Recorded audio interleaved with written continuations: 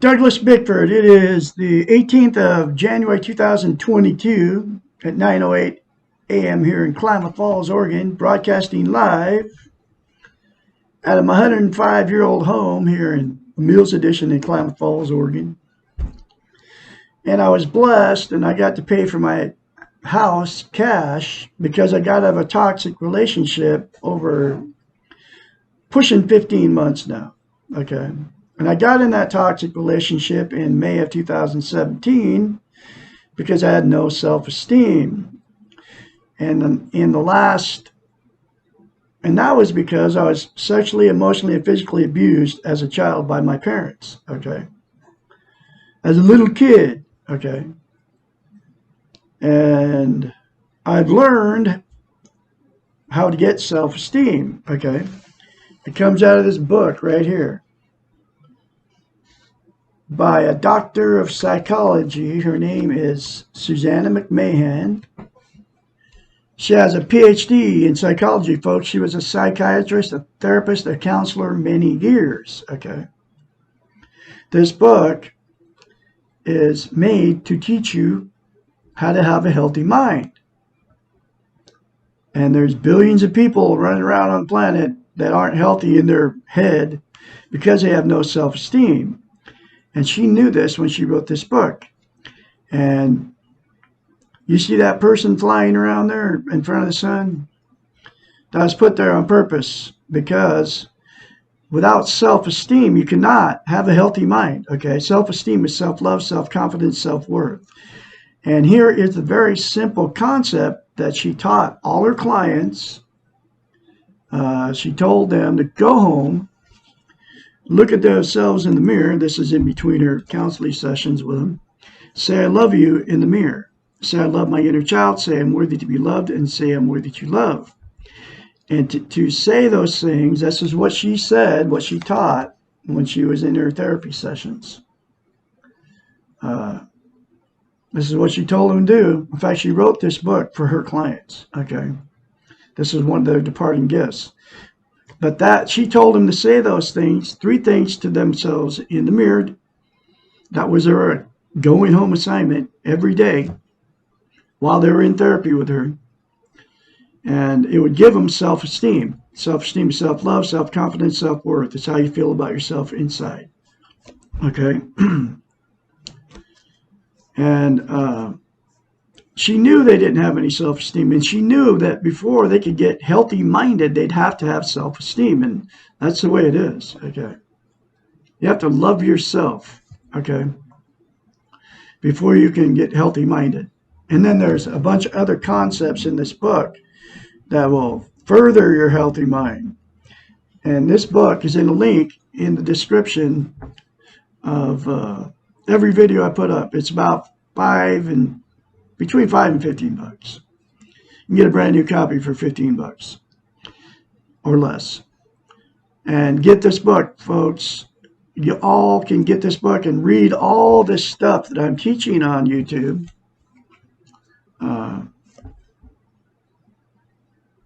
For yourself, okay? Now, the reason I'm teaching it, self-esteem on YouTube, and that's exactly what I'm doing, because, number one, attaining self-esteem saved my life. I kid you not. I lived without it for 65 years of my life. I started getting it around January, February of 21 when I started going through this book on YouTube, when I started reading it. And the first time I read about what she said to do in the mirror, okay, I took it and I did it, okay, because she has all the credentials. She's a psychiatrist and she wrote this book, okay, and so I forced myself the very first time to do it because I had no idea that why I've been in 4 marriages, 4 failed marriages, and relationship jumping my whole life. But anyway, so I did it. And those 3 things to yourself in the mirror daily will give you self-esteem. And you have to self-esteem to maintain it. It's like lifting weights. You start lifting weights, right? And if you quit, then you'll lose muscle mass. You have to start over. Self-esteem is exactly the same way, okay? You have to say those 3 things to yourself in the mirror every day without fail to maintain self-esteem. Otherwise, you lose it. You can't just say it once or twice. You have to keep doing it, okay? And if you keep doing it, you'll get self-esteem. And you'll notice a difference in you when you start going out around total strangers. I kid you not. You'll feel it, okay? The more you say it, the more you feel it, and the more you believe it, okay? And the reason mirror therapy is so powerful, and that's why she told her clients to go home in the mirror and say, I love you, right? And I love my inner child, and worthy to be loved and worthy to be loved. The reason she told her clients to do that was because mirror therapy is very powerful because you can't lie to yourself in the mirror, okay? So, and she knew she didn't love them. They didn't love themselves, all her clients. So that's how she got them to get self-love, self-esteem, okay? Because they did it because of all her credentials as a psychiatrist. They were paying her to be their therapist, right? So they did it. And the very first time you do it, folks, say, I love you in the mirror, you'll have to force yourself to do it. Because you don't have self-esteem because nobody's teaching it out here. Nobody's ever told you that before. If you're looking at me and you're hearing me say that, nobody's ever said, say I love you in the mirror to you, ever. Because nobody's teaching the concept, except for Douglas Bickford here on YouTube. Okay, so it'll feel the very first time you do it, since you don't believe it about yourself, okay, it'll feel very strange. You'll have to force yourself to do it like I did, okay? And I thought the same thing when I read it in this book. It's not going to do nothing. But I'm telling you, man, you don't know what you're missing by not having self-esteem, okay? Here's the thing about self-esteem. You can't love without it. You can't be loved without it. And you cannot be content, okay? So what happens is, without self-esteem, you get yourself in many toxic relationships because you'll marry somebody that doesn't have self-esteem, or you'll get with somebody that doesn't have it, because you get exactly what you are, okay? So if you have no self-esteem, and I believe there's billions of people on the planet running around without it, you get yourself in a toxic relationship, and the fights and the arguments, and there's no peace in your, wherever you're living. You don't have any peace in your relationship. Fighting, arguing about stupid things. And then the cheating starts, and the calling each other names and telling your best friend how terrible these people are to you. Both sides. And then you end up splitting up. And then you'll jump right back into another relationship without self-esteem, and you'll get the exact same thing. That's why I've been married 4 times and divorced 4 times. And why I couldn't have a healthy relationship, because without self-esteem, you cannot have a healthy relationship with another human being. It doesn't work. You end up toxic to each other. Because each person that doesn't have self-esteem is trying to get the other person to fill their own their needs. And only the person that is the person is the person, only you can fill your own needs. Nobody else knows what you need. Only you do. So you have to fill your own needs before you ever can have a healthy relationship with another human being. So you have to have self-esteem before you can ever love or be loved. And that's why you've been married more than once, folks. You all know what I'm talking about. You all know the fights and the arguments you get in with these people. And then the blame game happens. Then you split up, and then that person, both people will say it was all the other person's fault. And it really was neither one of your fault. It was because neither one of you had self-esteem. But you can fix it all. and get a healthy relationship by saying, I love you in the mirror, saying, I love my inner child, saying, worthy to be loved and worthy to love. Okay. Those things to yourself every day for the rest of your life when you're in front of the mirror anyway. Okay. Now think about this. You're in front of the mirror, right? Every day, we all are. And you'll always say negative things to yourself in the mirror in the morning, because we're all imperfect. Like I just turned 66 the other day. I was looking at myself. I got one of those mirrors that, you can see your profile because it folds in like this. I was looking at myself. Oh man, I was like, because I just turned 66. And I can see that I'm starting to get old, okay? And there's nothing you can do about it, folks. It's the way it is. But I did this stuff, and you do the same thing. Even as young people, get in front of the mirror and say bad things about yourself, okay?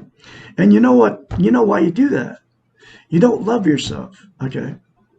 And you don't know you don't love yourself. You don't have self-esteem, and that's what self-esteem is self-love, right? So you don't know you don't love yourself, okay?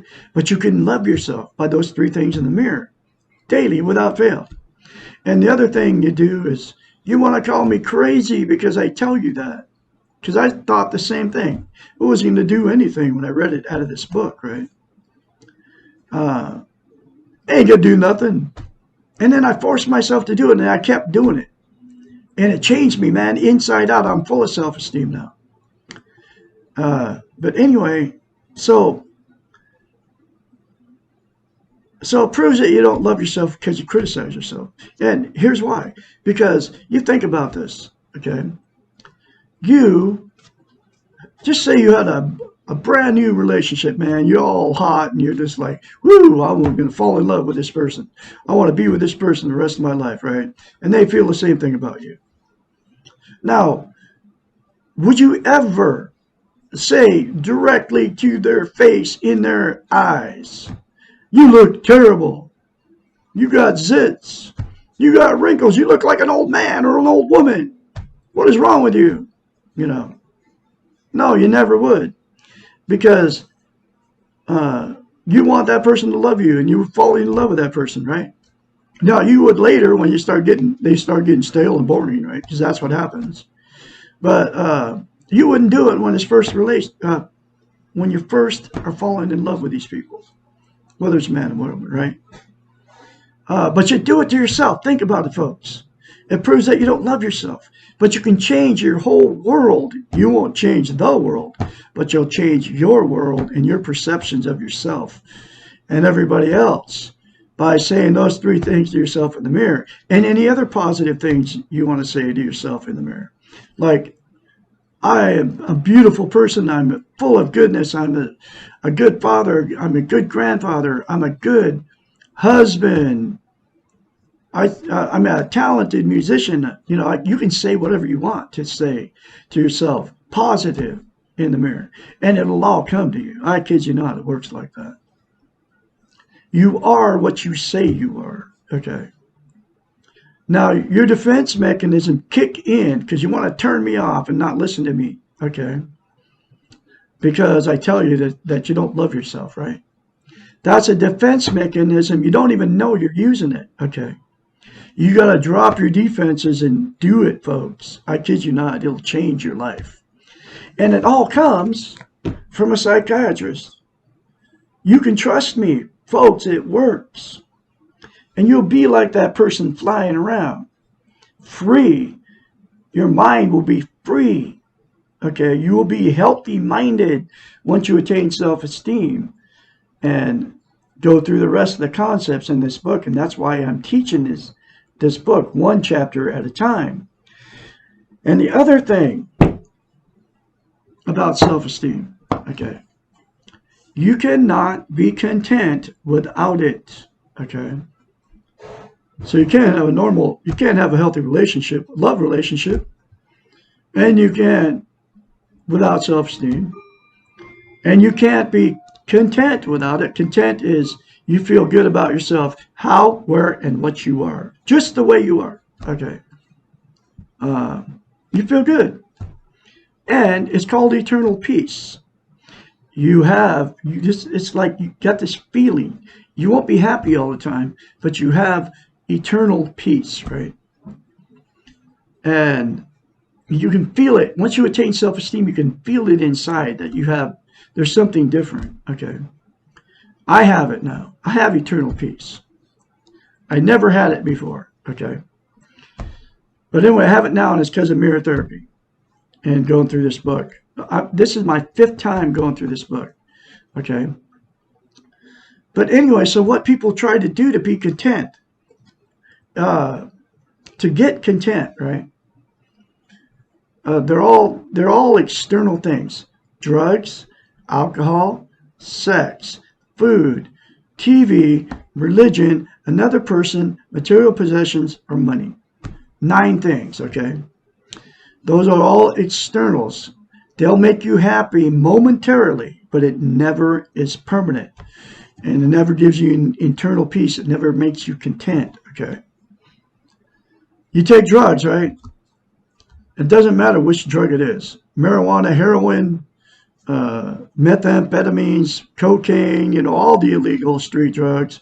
Then you got all the prescription drugs, hundreds of prescription drugs that your doctors are prescribing to you. Then these prescription drugs end up on the black market. Like Oxycontin is nothing but synthetic heroin, right? So then people are selling this stuff for $20 a pill. They're going to their doctors and getting Oxycontin. And they're taking this stuff, and it's very addictive. These drugs are very addictive. And here's the kicker, man, that people want to turn me off when I say this. Caffeine and nicotine are the same thing. They're drugs. And people get addicted to all this stuff. You're addicted to caffeine, okay? And if you don't want to do caffeine anymore, drink decaffeinated coffee, okay? Because caffeine is classified as a stimulant, and nicotine is classified as an opiate, okay? And you get addicted to both of those substances, right? But they're just like all the other drugs, okay? And it's all a temporary fix. Like, that's why you have to have a cup of coffee when you wake up in the morning. First thing you do, put on a pot of coffee and drink a couple cups of coffee, right? And if you don't drink coffee, you're getting some kind of caffeine from Red Bull or whatever, your Monsters or whatever. They got them in all those, those drinks, right? You're getting it for somewhere else. And then you get addicted to it. But all the drugs are the same, and it's always temporary and never permanent. It's always just a temporary fix to make you feel better, right? And that's why you do the drugs. Okay, now, alcohol, exact same thing. Beer, wine, hard liquor, you get your alcohol, makes you get that warm, fuzzy feeling, feels good while you're inebriated, while you're under the influence. So you got to drink more. So you get addicted to alcohol. People want to deny that they're drinking whatever form of alcohol it is to make themselves feel better. But that's the only reason you're doing it, to make yourself feel better. But it's always temporary, never permanent. And then you get addicted to alcohol, like I said. Sex, exact same thing. You feel good while you're having sex, and then you got to have more sex to make yourself feel good again. It's always temporary, never permanent. Food, exact same way. You get hungry, you eat, and then what happens is people feel good while they're eating, so then they'll overeat beyond being full. And it's hard to stop yourself from overeating, and then you get overweight. And then you feel worse about yourself, okay? Because you overeat to feel good. It's always temporary, never permanent. Television, exact same thing. You get in front of the boob tube, man. You feel good as soon as you turn it on. Whatever program you watch, it doesn't matter which one. You feel good while you're in front of it, okay? And then the program goes off, and then you don't feel good anymore. So you'll sit there and watch more TV or whatever. And you can't get back any of that time that you spend in front of the television, man. I mean, it's like a waste of time. And you all know what I'm talking about when you turn it on and you sit down and, woo, you had a hard day and you feel good, okay? Especially after you get home from work at night or whatever. Material possessions or religion, the same thing. You go to church, man, you feel good. You hang around all these people. You do the communion thing. You do all of it. You know, Sunday, Wednesday night service, unless you're Seventh-day Adventist, Saturday, and then whatever. Go throughout the week, and then you give them money and all that stuff. But while you're hanging out with them, you feel good. Okay? But as soon as you leave, it's always temporary. Then you have to go back to get more feel good, right? But it doesn't matter which religion it is. Muslims, Christians, Orthodox Jew, Jehovah's Witness, Seventh-day Adventist, Episcopalian, Catholic, Lutheran, it's all the same. Okay, you feel good while you're participating. Like if you're a Muslim, you feel good when you're doing that bending over thing, right? You know, worshiping Allah. And it's all temporary. It never goes beyond, you know, the feel good goes away. So then you like keep having to do it to feel good, right? Material possessions, same thing, man. You get a brand new car, or you get anything new. But a brand new car, man, is really special. It smells good and all that. Get a brand new car and sits in your driveway. You got a huge payment, huge insurance payment, you know. And a lot of people get them a new car and they can't even afford it. I've done it. You've all done it before. And then you got a payment for 7 years, you know, the payment that you can't even afford. Then the insurance is expensive because you get a brand new car, right? Because you got to have full coverage on it. But the bank is financing it. But anyway, the feel good goes away. It doesn't matter what you buy. You go to a thrift store, you buy a bunch of stuff, right?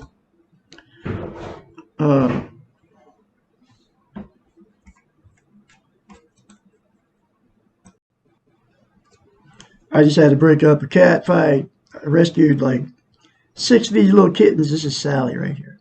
Hi, Sally. I'm Sally. Hi, I'm Sally. Okay, I'll let you go. I love you. Anyway, I just had to break up that.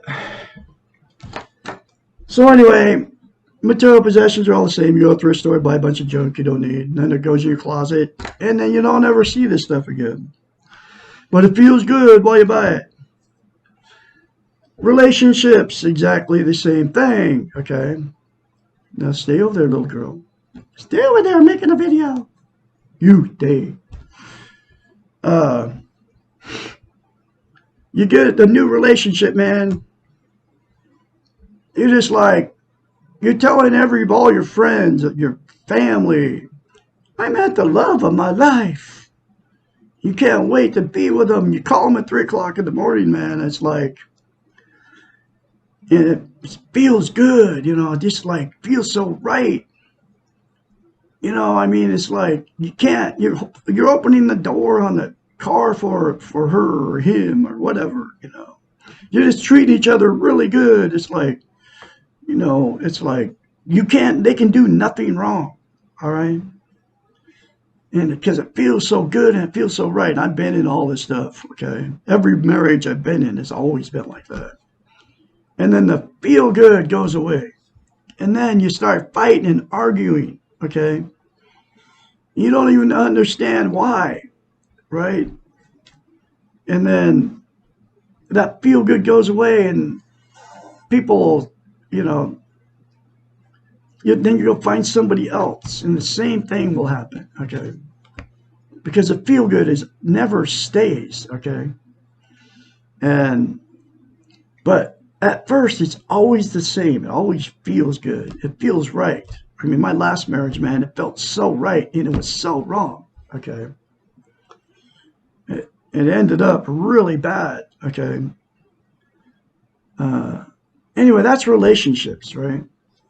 So it's always temporary. And then the last one is money, okay? You get some money. It feels good while you get it. I don't care if you get a huge chunk of change, okay? And it feels good, you know, when you first get it. But that good feeling never lasts. I don't care if you spend it, you save it, whatever you do with it, okay? The feel good never is permanent, okay? There's absolutely only one thing. That's the 9 things, all temporary. there's only one thing that'll make you permanently have eternal peace, and that's to attain self-esteem. Those three things to yourself in the mirror daily, folks, will get it for you. Okay? I kid you not. It's true. Now, I'm going through this book. I have been since 19 February 2021. Coming up on a year of when I started going through this book. This is my 5th time going through the book. And here's the next chapter.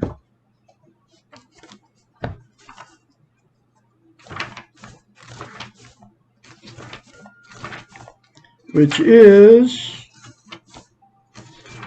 chapter 6. Why am I so afraid? From Dr. Susanna McMahon. Fear is one of the earliest and most basic emotions.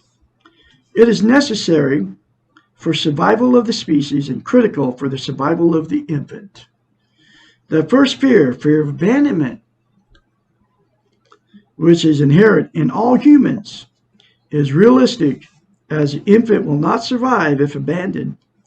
If the infant or young child is not abandoned, and if enough security is provided during the vulnerable childhood, the fear of abandonment will usually diminish. Fear of rejection can be considered to be a component of fear of abandonment. Almost all fears can be related back to the primary fear of non-life or death, which is the outcome of abandonment.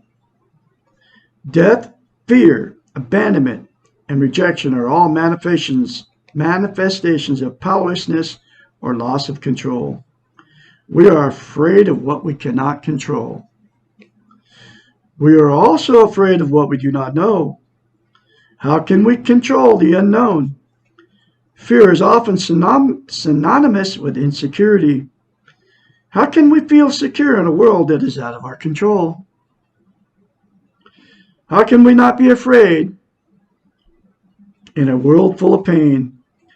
Fear is similar to pain. It is part of life. But the fear can result in non-life, life without risks, explorations without challenges, without spiritual growth. Fear can produce a vicious circle. Loss of security equals fear. Fear equals insecurity within.